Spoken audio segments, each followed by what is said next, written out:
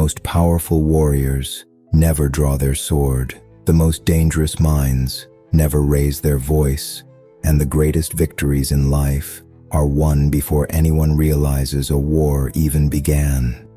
To subdue the enemy without fighting is the acme of skill. Sun Tzu, 500 BC. But what if that quote wasn't about war? What if it's about your life? Let me show you. When you hear war, you think of swords, bombs, generals. But war today looks different. A boss that gaslights you. A friend who gossips behind your back. A partner who pushes your buttons. Sun Tzu's wisdom wasn't about destroying people. It was about understanding human nature and mastering yourself before trying to conquer anything else.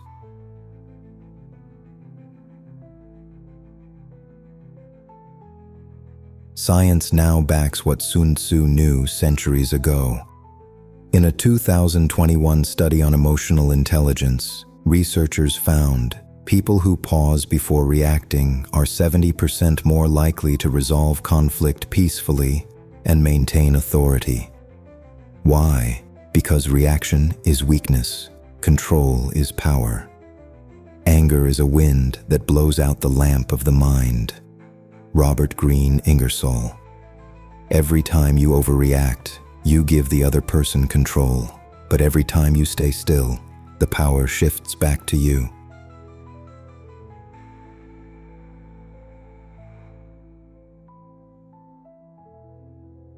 The King of Wu once challenged Sun Tzu, "If you're such a genius strategist, prove it. Train my courtesans to be soldiers." Sun Tzu agreed. He gave commands. The women laughed. He warned them again. They ignored him. So, he executed the two favorites, the king's most beloved women. The laughter stopped. Suddenly, every woman stood in formation. No war, no yelling, just calm, surgical consequences. The king was shocked, but impressed. And Sun Tzu? He didn't win with force. He won with discipline. Because when others realize you're serious, you don't need to fight at all.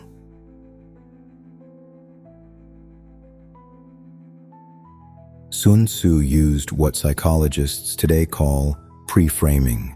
The outcome of a conflict is often decided before it begins, based on mindset, tone, and clarity of action.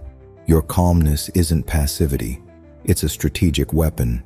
He said, "If you know the enemy and know yourself, you need not fear the result of 100 battles."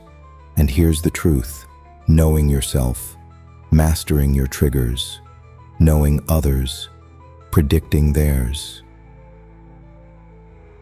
If this story is stirring something in you, that's not an accident. Most people scroll past the truth, but you're still here, listening between the lines. That means you're not like most people. Subscribe to Mindquake for the part of you that's waking up. They say the greatest warrior wins without fighting, but in the real world, what does that even look like? In war, generals move armies. In business, CEOs crush competition. In life, we conquer or get conquered. So how do you win? With no battlefield, no weapons, no bloodshed? Maybe the most powerful victory isn't about taking lives, but changing them.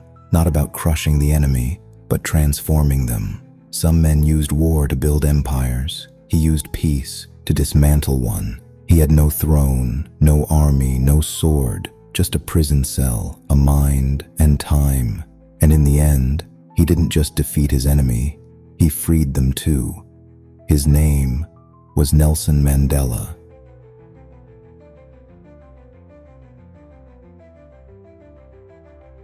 Nelson Mandela was locked away for 27 years. When he was released, many expected revenge. Instead, he invited his captors to the negotiation table. He forgave them.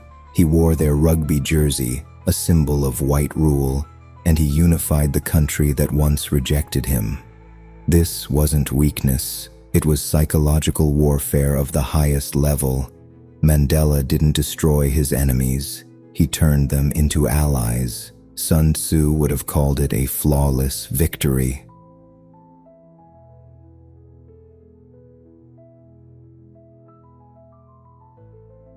Not all battles are outside you. Some are inside. Your ego wants revenge. Your trauma wants chaos. Your pride wants to win, even if it costs you everything. But the wise warrior doesn't obey emotion. They observe it, then choose strategy over impulse.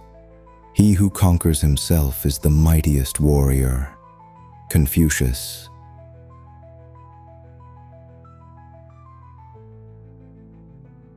In the 80s, IBM mocked Apple.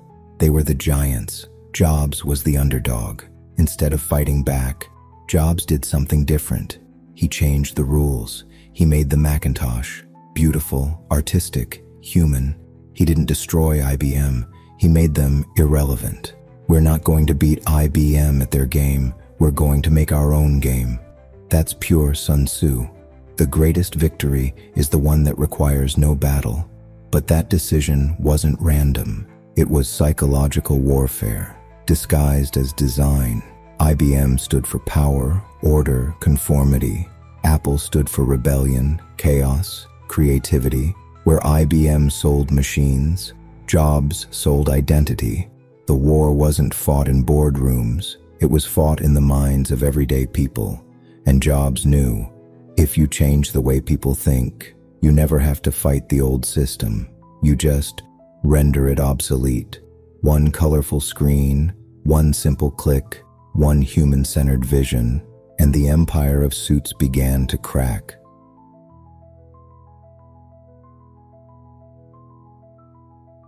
They say war is out there, but the fiercest battles are in here. You wake up and the war begins. A memory, a regret, a voice in your head saying, "You're not enough." But you don't need a sword to fight that. You need stillness. You need strategy.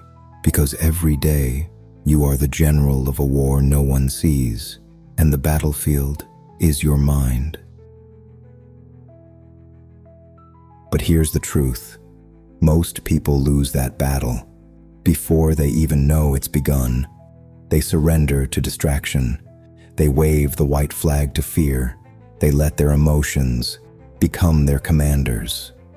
But not you, because now you see it. The real war isn't between armies. It's between attention and chaos, between who you are and who you could be. And you don't win that war in a day. You win it in moments. When you choose silence over reaction, when you let go of needing to be right, when you hold your fire and think one move ahead, that's not weakness, that's control. Sun Tzu said, "Let your plans be dark and impenetrable as night, and when you move, fall like a thunderbolt." That's how you win. Not by shouting, not by forcing, but by seeing what others are blind to. Because the truth is, you were never fighting the world.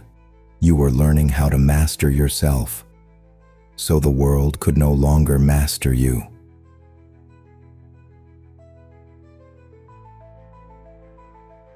Every day, you're invited to fight, not with guns or swords, but with your attention, your emotions, your peace. Someone cuts you off in traffic. A coworker rolls their eyes. A partner says something that stings, and instantly, the war flares up. You feel it in your chest, that heat, that urge to react, to clap back, to win the moment. But that's not victory, that's bait. Real strength isn't found in how loud you scream. It's found in how still you can stay, how long you can hold the tension without breaking. It's not about never feeling anger. It's about not letting anger steer the ship. The battle is always there. But now, you fight different. You fight smarter.